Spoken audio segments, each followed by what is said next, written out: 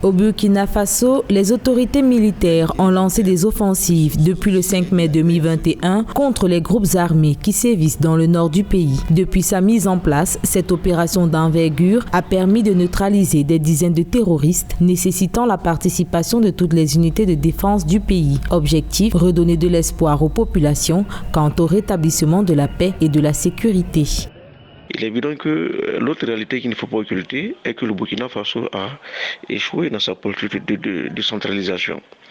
Et la région dans laquelle les insurgés, essentiellement la région de Poul, dans laquelle tous ces groupes terroristes interviennent, tant que ces populations de ces régions ne choisiront pas le camp de l'État, il est évident que le Burkina Faso va toujours connaître des instabilités chroniques permanentes.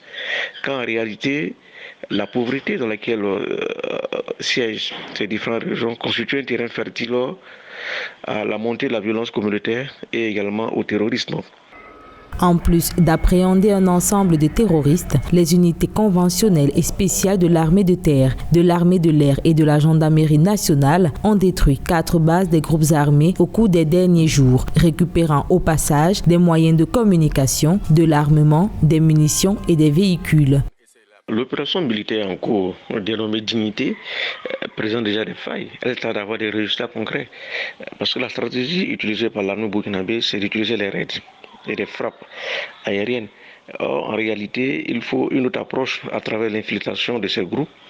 Et il faut un activisme réel des services secrets burkinabés pour pouvoir identifier ces groupes terroristes, malheureusement, qui essaient de se fondre dans la population à travers une guerre asymétrique. Malgré l'annonce de nombreuses opérations de ce type tout au long du mois de mai 2021, les forces de sécurité burkinabées peinent à enrayer la spirale de violence djihadiste. Rappelons que, depuis plus de 5 ans, le Burkina Faso est confronté à des attaques de plus en plus fréquentes et meurtrières attribuées à plusieurs groupes djihadistes.